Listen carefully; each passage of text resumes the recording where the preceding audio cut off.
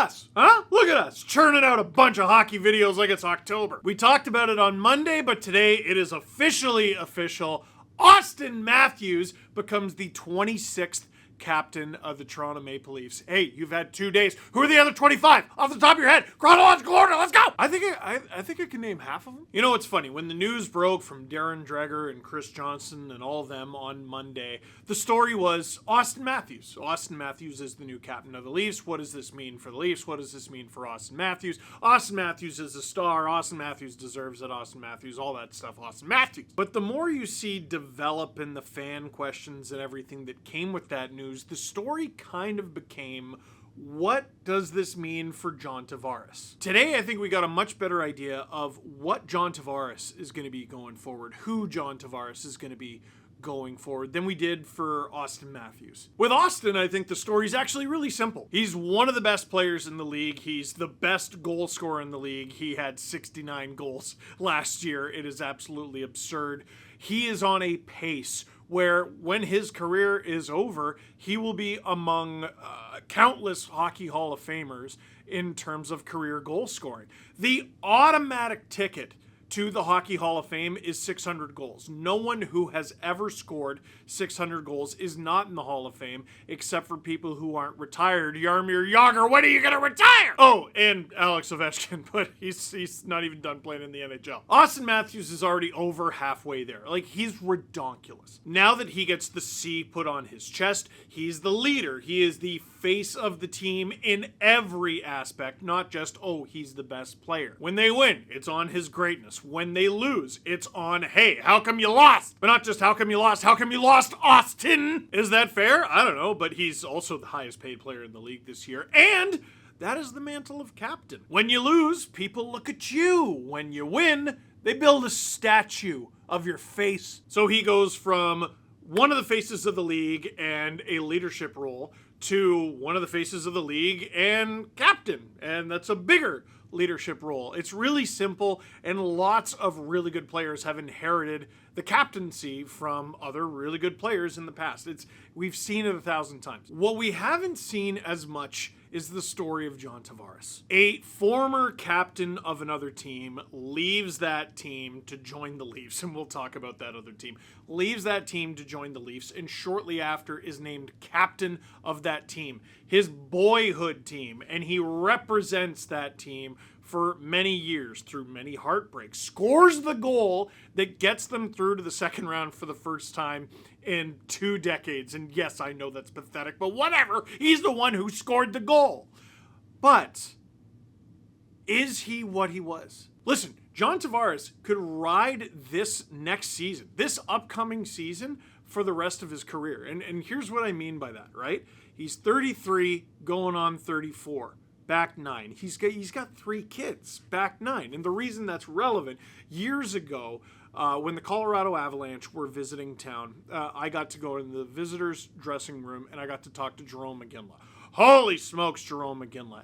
And we talked about, is he going to play forever? Basically, this is when he was like really starting to wrap up his career. And I think he was retired something like 18 months later.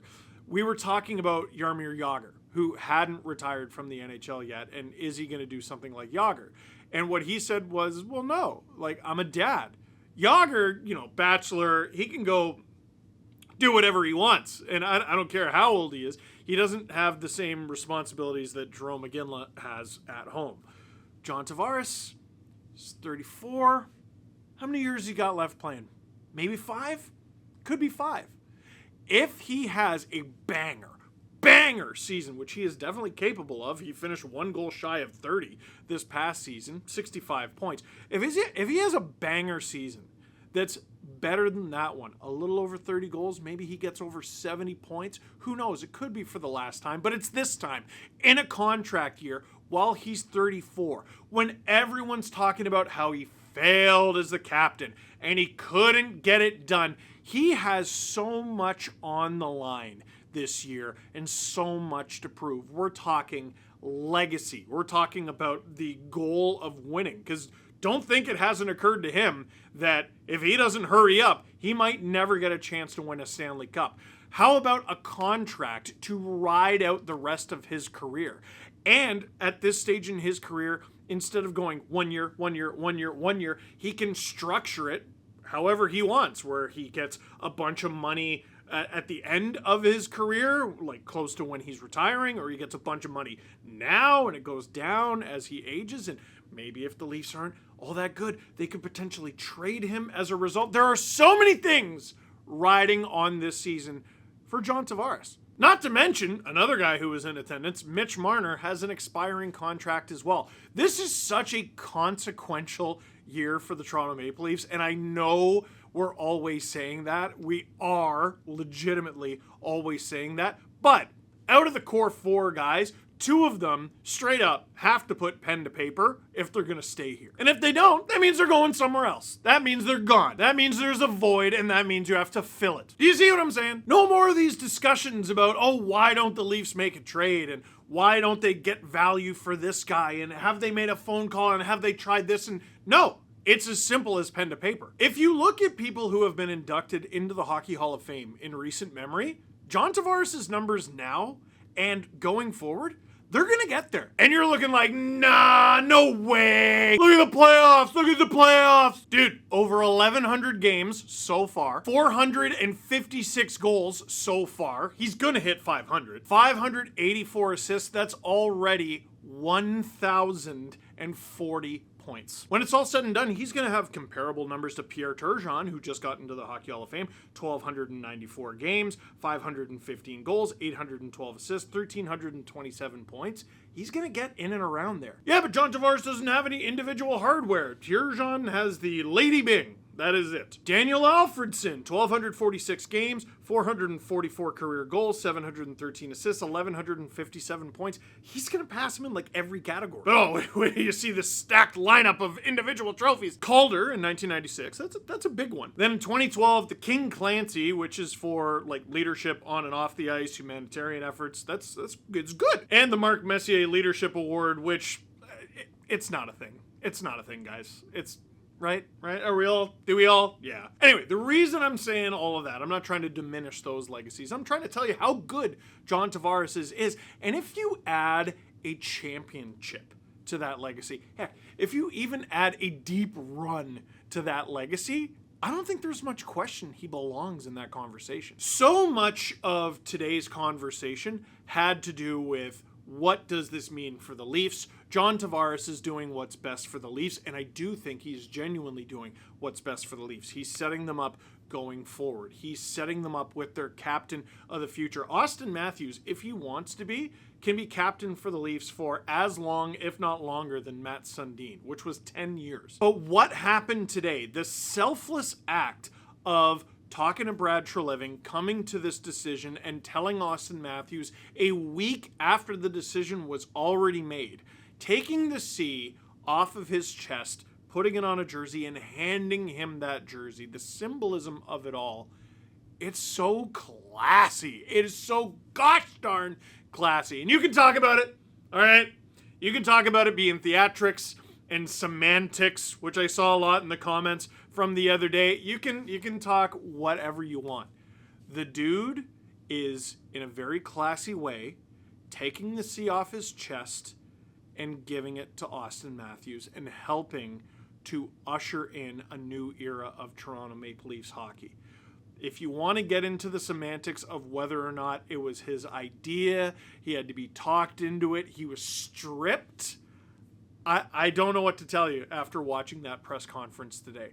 If he was stripped, that makes what happened today even more classy. But I don't think that's what happened.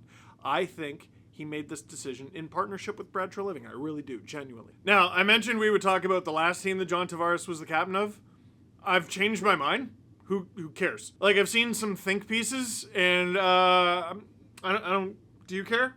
I don't care. Like, what happened? They went to the conference final a couple times? That's cool. They hang banners for that now in Long Island? Is that, they won all those cups in a row, going toe-to-toe with Gretzky, and this is it? Conference final banners? Not we won the conference final, but hey, we got there? Guys, stop. Stop. This was 6 years ago. Stop. Not to mention, even though he's not the captain anymore, he hasn't died. he's still on the team. This is such a cheesy thing to say, but I don't think this is the ending for John Tavares. I think this is an opportunity for a new beginning. Unless he starts the season and really, like by Christmas and New Year, stinks out the joint. And I mean stinks out the joint. I think he's going to sign an extension here. I think he's going to stay. I think he's going to be a Leaf until he's ready to retire. But I don't think he's going to stink out the joint. I really don't. This season is a legacy-defining one for John Tavares in ways that previous ones haven't been. Would have been great if he, didn't need this to be a legacy-defining season. Let's call it what it is.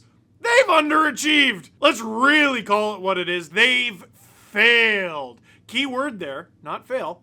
They. Every one of those dudes in attendance today. Auston Matthews, who was named captain, he failed. John Tavares, who was captain, he failed. Morgan Riley, he failed. Mitch Marner, he failed.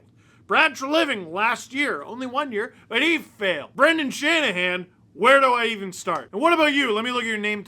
Craig. No, you're good. For now, listen, for better or worse, this is the decision that they've made. They're not going to make any significant changes to the roster. I still think they're a better team on paper than they were last year. They got better goaltending. They got better defense. Their forwards are not better, straight up. They lost Tyler Bertuzzi and added nothing. I don't know how you argue that's better. They might lose Nick Robertson too. Again, I don't know how you argue that's better. But Mitch Marner, contract year, big time something to prove. Auston Matthews, first year as Leafs captain, big time something to prove. And John Tavares, contract year and first year without the C on his chest since it was given to him. Big time something to prove. Legacy on the line. This is a big season, man. And I'm excited for it to start. But what do you think? Did I hit the nail on the head? Usually do. Kidding. Let me know in the comment box down below. For now, that is it for this one. Thank you very much for watching. Click like if you like this video. Click subscribe if you really liked it. Tell all your friends. Here's John in his own words. Before my second season in Toronto, I was given the incredible honor and responsibility of being the next captain and follow in the footsteps of 24 Leaf greats. I've cherished every second of it. I've never taken it for granted. And I've given the captaincy everything I have every single day. It has meant the world to my family and I. Over the last few months, through deep discussions and thoughts with Brad, Brendan, and myself, we've come to the decision that now is the time to pass on the captaincy to Auston. When I decided to come to Toronto, it was all about the great opportunity to win because of the young, talented, developing core, the strength and stability of the club, and the club's belief in me to come play a significant role in its journey to compete and win the Stanley Cup. My feelings and belief in all that haven't changed, but I do recognize the development of our young core and where they are today, specifically Auston. This decision is definitely not about whether I've succeeded or failed, whether I'm capable or that my time has passed. I feel stronger than ever in my ability to compete, play at a high level, and make significant contributions through my leadership. This decision is a recognition of the maturation of a person who has shown a skill set that is special, unique, and who has a relentless drive to win. In that, I believe Auston can become more, and that he is ready for this honor and responsibility. With me passing on the captaincy, it will allow Auston to fully embrace the leader that he is and even have an even greater impact on our team. I'll be able to continue to lead the way that I do and give Auston my full support. I want to thank everyone who's been a part of my captaincy and Leafs Nation for the trust and belief in me during my time as captain. I cannot wait to get started again next month and continue our work toward bringing the Stanley Cup back to Toronto. I'm extremely honored to be here to announce and pass on the C to the 26th captain of the Toronto Maple Leafs, Auston Matthews.